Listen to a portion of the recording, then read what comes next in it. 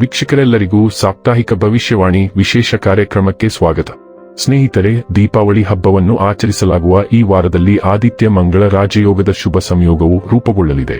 ಈ ವಾರ ಸೂರ್ಯ ಮತ್ತು ಮಂಗಳನ ಸಂಯೋಗವು ತುಲಾ ರಾಶಿಯಲ್ಲಿ ಸಂಭವಿಸುವುದರಿಂದಾಗಿ ಆದಿತ್ಯ ಮಂಗಳ ರಾಜಯೋಗದ ಪ್ರಭಾವವು ಹೆಚ್ಚಾಗಿರುವುದು. ಜ್ಯೋತಿಷ್ಯ ಶಾಸ್ತ್ರದ ಪ್ರಕಾರ ಈ ಎರಡು ಗ್ರಹಗಳು ಉತ್ಸಾಹವನ್ನು ಪ್ರತಿನಿಧಿಸುವ ಗ್ರಹಗಳಾಗಿವೆ. ಹಾಗಾಗಿ ಆದಿತ್ಯ ಮಂಗಳ ಯೋಗವು ದೀಪಾವಳಿಯ ಈ ವಾರದಲ್ಲಿ ಜನರು ತಾವಂದುಕೊಂಡಂತಹ ಯಶಸ್ಸನ್ನು ಗಳಿಸುವಂತೆ ಮಾಡಲಿದೆ. ಜೊತೆಗೆ ನೀವು ಈ ಅವಧಿಯಲ್ಲಿ ಬಹಳಷ್ಟು ಸಂತೋಷದಿಂದಿರುವಿರಿ. ಜನರು ಈ ವಾರ ದೊಡ್ಡ ಆರ್ಥಿಕ ಲಾಭವನ್ನು ಪಡೆಯುವ ಸಂಭವವಿದೆ. ಜೊತೆಗೆ ವೃತ್ತಿ ಜೀವನದಲ್ಲಿ ಯಶಸ್ಸನ್ನು ಸಾಧಿಸುವರು. ಅಕ್ಟೋಬರ್ 20 ರಿಂದ ಅಕ್ಟೋಬರ್ 26 ರವರೆಗಿನ ಸಿಂಹ ರಾಶಿಯವರ ಭವಿಷ್ಯವನ್ನು ತಿಳಿದುಕೊಳ್ಳೋಣ.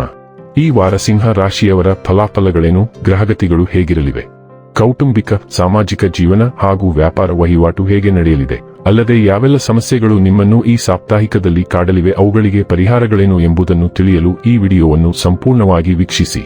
ನೀವಿನ್ನೂ ನಮ್ಮ ಚಾನೆಲ್ ಸಬ್ಸ್ಕ್ರೈಬ್ ಮಾಡದೇ ಇದ್ದರೆ ಕೂಡಲೇ ನಮ್ಮ ಚಾನೆಲ್ ಸಬ್ಸ್ಕ್ರೈಬ್ ಮಾಡಿ.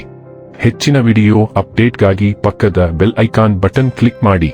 ವಂಶ ಪಾರಂಪರ್ಯ ಜ್ಯೋತಿಷ್ಯರು ನಂಬರ್ 1 ವಶೀಕರಣ ಸ್ಪೆಷಲಿಸ್ಟ್. ವೃತ್ತಿ, ಉದ್ಯೋಗ, ಮದುವೆ, ಹಣಕಾಸಿನ ಸಮಸ್ಯೆ, ವ್ಯಾಪಾರ, ಆರೋಗ್ಯ ಸಮಸ್ಯೆಗಳಿಗೆ ಫೋನಿನ ಮೂಲಕ ಪರಿಹಾರ. ಇಂದೇ ಕರೆ ಮಾಡಿ. ಸ್ನೇಹಿತರೆ, ಸಿಂಹ ರಾಶಿಗೆ ಸೇರಿದ ಜನರಿಗೆ ದೀಪಾವಳಿಯ ಈ ವಾರದಲ್ಲಿ ಮೊದಲಾರ್ಧಕ್ಕೆ ಹೋಲಿಸಿದರೆ ದ್ವಿತೀಯಾರ್ಧವು ಸಾಕಷ್ಟು ಉತ್ತಮವಾಗಿರುವುದು. ವಾರದ ಆರಂಭದಲ್ಲಿ ನಿಮಗೆ ಸಾಕಷ್ಟು ಶುಭ ಫಲಗಳ ಪ್ರಾಪ್ತಿಯಾಗಲಿದೆ.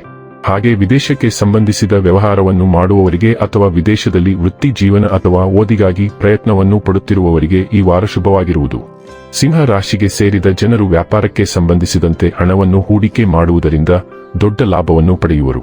ಕುಟುಂಬದ ವಿಚಾರಗಳಿಗೆ ಸಂಬಂಧಿಸಿದಂತೆ ನೀವು ಹಿರಿಯರು ಮತ್ತು ಕಿರಿಯರ ಸಂಪೂರ್ಣ ಬೆಂಬಲವನ್ನು ಪಡೆಯುವಿರಿ. ಹಾಗೆ ಕೆಲಸಕ್ಕೆ ಸಂಬಂಧಿಸಿದಂತೆ ನೀವು ಮನೆಯವರ ಸಂಪೂರ್ಣ ಬೆಂಬಲವನ್ನು ಪಡೆಯುವಿರಿ. ಸಮಾಜದಲ್ಲಿ ನಿಮ್ಮ ಗೌರವ, ಖ್ಯಾತಿ ಈ ಅವಧಿಯಲ್ಲಿ ಹೆಚ್ಚಾಗಲಿದೆ. ಹಾಗೆ ವೈವಾಹಿಕ ಜೀವನದಲ್ಲಿ ನೀವು ಸಾಕಷ್ಟು ಸಂತೋಷದಿಂದಿರುವಿರಿ.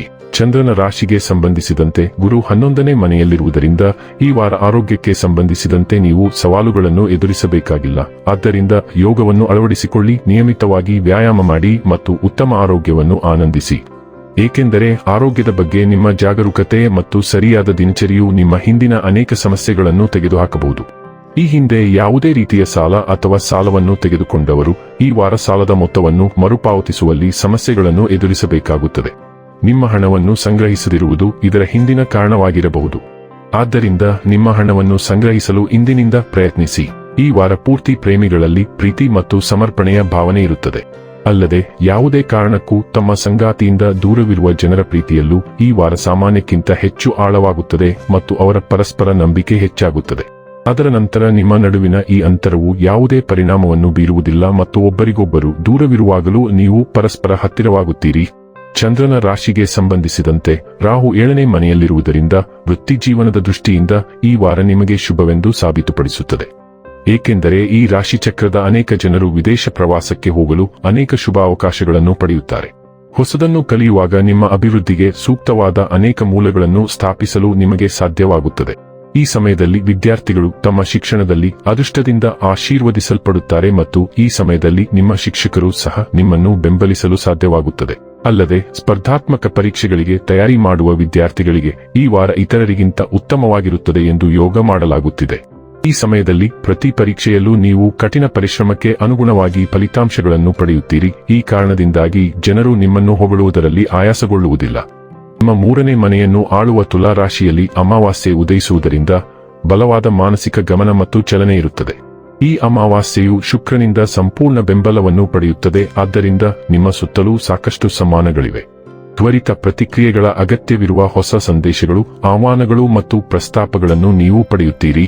ಕಡಿಮೆ ದೂರದ ಪ್ರಯಾಣ ಅಥವಾ ಸಭೆಗಳನ್ನು ಒಂದು ವಾರದೊಳಗೆ ನಿಗದಿಪಡಿಸಲಾಗುತ್ತದೆ ಮತ್ತು ಪೂರ್ಣಗೊಳಿಸಲಾಗುತ್ತದೆ.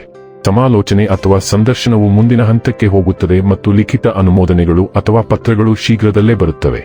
ನೀವು ಒಡಹುಟ್ಟಿದವರು, ಸೋದರ ಸಂಬಂಧಿಗಳು ಅಥವಾ ನೆರೆಹೊರೆಯವರೊಂದಿಗೆ ಮರುಸಂಪರ್ಕಿಸುತ್ತೀರಿ ಮತ್ತು ಚರ್ಚೆಗಳು, ಪ್ರಾಯೋಗಿಕ ಸಹಕಾರ ಮತ್ತು ಜಂಟಿ ವಿಷಯಗಳಿಗೆ ಕಾರಣವಾಗುತ್ತವೆ.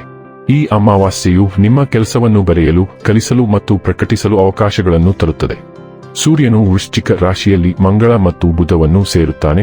ಆದ್ದರಿಂದ ಇದು ನಿಮ್ಮ ಮನೆ, ಕುಟುಂಬ ಮತ್ತು ಆಸ್ತಿಯ 4ನೇ ಮನೆಯನ್ನು ಸಕ್ರಿಯಗೊಳಿಸುತ್ತದೆ. ನವೀಕರಣಗಳು, ಮನೆ ರಿಪೇರಿ ಅಥವಾ ಪೀಠೋಪಕರಣಗಳ ವ್ಯವಸ್ಥೆ ಇರುತ್ತದೆ ಮತ್ತು ನೀವು ರಿಯಲ್ ಎಸ್ಟೇಟ್ ವ್ಯವಹಾರಗಳನ್ನು ಸಹ ಹೊಂದಿರುತ್ತೀರಿ. ಹಂಚಿಕೆಯ ಸ್ಥಳ, ಮಾಲೀಕತ್ವ ಅಥವಾ ಸ್ಥಳಾಂತರದ ಕುರಿತು ಕುಟುಂಬ ಚರ್ಚೆಗಳು ಪ್ರಗತಿಯಾಗುತ್ತವೆ ಮತ್ತು ನಿಮ್ಮ ಕೆಲವು ಸಂಬಂಧಿಕರು ವಿದೇಶಕ್ಕೆ ಅಥವಾ ದೂರದ ಸ್ಥಳಕ್ಕೆ ಹೋಗುತ್ತಾರೆ.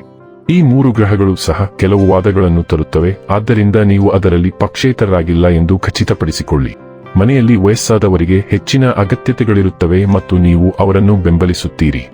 ನೆಪ್ಚೂನ್ ಈ ವಾರದಲ್ಲಿ ಮೀನ ರಾಶಿಯನ್ನು ಪ್ರವೇಶಿಸುತ್ತದೆ ಮತ್ತು ಇದು ನಿಮ್ಮ ಹಣಕಾಸಿನ ವಿಷಯಗಳಿಗೆ ಕೆಂಪು ಧ್ವಜವಾಗಬಹುದು.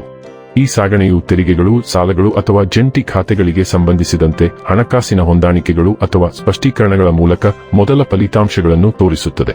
ಹಳೆಯ ಜವಾಬ್ದಾರಿಗಳನ್ನು ಬಿಡುಗಡೆ ಮಾಡುವ ಮೂಲಕ ಅಥವಾ ಹೊಸ ಹಂಚಿಕೆಯ ಜವಾಬ್ದಾರಿಯನ್ನು ಪರಿಚಯಿಸುವ ಮೂಲಕ ಹಣಕಾಸಿನ ಪಾಲುದಾರಿಕೆಯಲ್ಲಿ ಬದಲಾವಣೆ ಇರುತ್ತದೆ.